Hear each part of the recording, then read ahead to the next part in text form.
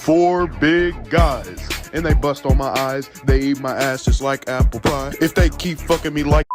Hello, Resident EDP Stan here, and today we're making filler. I need a video to put out so I can work on that, but for now, we're going to talk about Ryuji, a man with a brain so huge that he somehow comprehends the plot of Tenet.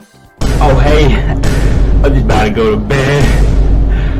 I know we couldn't Skype tonight. Now, my last Persona video did pretty well, and it was a ranking, but today, we're not ranking, we're just talking. So, today we're going to see how Ryuji, the pussy-smashing god, is the greatest character of all time. Now, once again, this is a pretty hot take. I really like him. He's my favorite P5 character, and I know some people like characters like this, or that, but I think Ryuji is the best. So, let's get into it. I got shit to do next week. Yeah, I got shit to do too. I got shit to do like tomorrow. Ryuji is an interesting fellow. At first glance, he seems to have a interesting, rebellious attitude to pretty much everything. He dyes his hair blonde for no apparent reason and constantly breaks school rules because, I don't know, he shits on adults all the time, and he hates being told what to do. A true American. He also swears a lot and is very vulgar. However, his actions become way more understandable throughout the course of the game. The adults he shits on are generally pretty bad and constantly abuse their position and power, especially Kamoshida. Not only that, but he also has a deep love for his friends and his own mother. He loves his mother so much because she's the only family member that really gives a shit about him. His dad left him at a young age and apparently abused her, so, you know, that's great. As you bond through him with his confidant, you start to understand his view. He was the main star on the track team and constantly got into arguments with the coach Kamoshida. He got along pretty well with his members, but he also had a bit of issues with them too. Now eventually, all this controversy led to a fight, which ended in Kamoshida breaking his leg and shutting down the track team for good. With the track team falling apart because of this fight, he blames himself and tries to move on from it. But of course, the old members just won't. They pick on new members and constantly are always reminded of Ryuji's actions. And Ryuji is forced to apologize and try to get the track team going. But of course, when the team does get going again, he decides not to join back and move on from it because, well, he wants to continue his pussy-smashing alpha male lifestyle. He clearly has a lot of traits and personality, but something that Ryuji has in spades compared to other Persona 5 characters is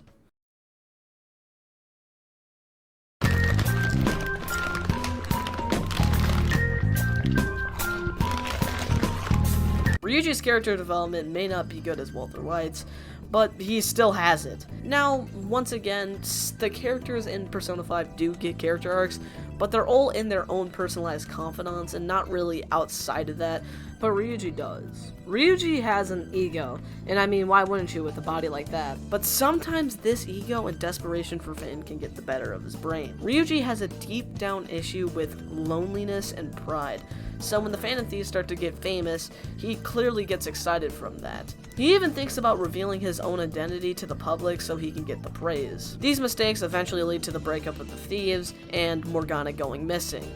Now you might be asking, why did Morgana go missing? Because he's an idiot and he got into a fight. However, unlike this fucking idiot, Ryuji actually owns up to his mistakes and realizes that it's not about the fame, but rather the kindness of the thief's actions. Fixing society, taking down these crooked, evil men. That is what the Phantom Thieves are all about. And that is what Ryuji finally understands.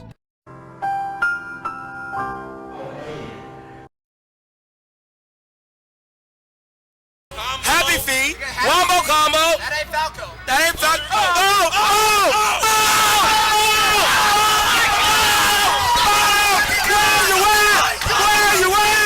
Now, Ryuji being the Chad that he is of course very useful in combat. Ryuji is part of the first 4 members of the Phantom Thieves, which means you get to use him very early on. You unlock him pretty much at the very beginning, even before you really get access to the first palace. From the beginning, he seems to be the tank of the group, having a lot of health and dealing great chunks of physical damage.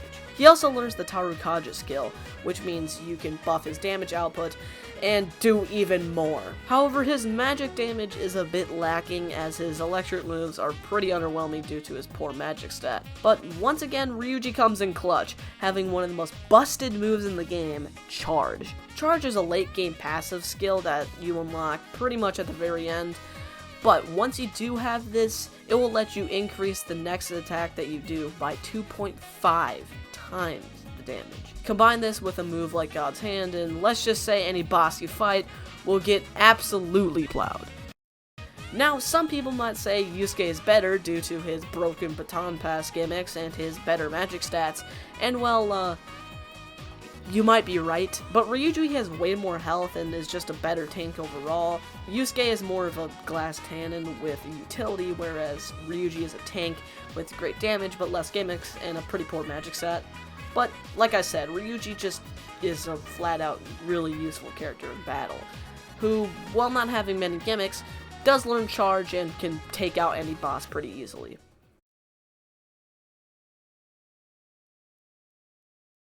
Hey, Vlone, just crawl in a shell and just never come out, bro. You're a waste of sperm, bro. Now, it may be hard to believe, but some people hate this guy. Many people say he is annoying, or he's stupid.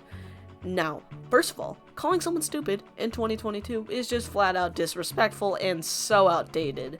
The word you're looking for is special. Okay guys, no more memes. Yeah, Ryuji's not that book smart. In fact, he's pretty dumb. He says dumb shit, he does dumb shit, and acts like a dumb shit. Tell him to bring me my money. But people calling him annoying are kinda missing the point. Now, Ryuji's not supposed to be the most likable guy or smartest guy, and characters constantly point this out, and Ryuji even starts to realize it himself. Ryuji tries to improve. He puts in the effort to help others and even puts his school life in danger for it. Now, of course, he makes plenty of mistakes doing this and even puts the Phantom Thieves in danger for his own fame. But that's human nature.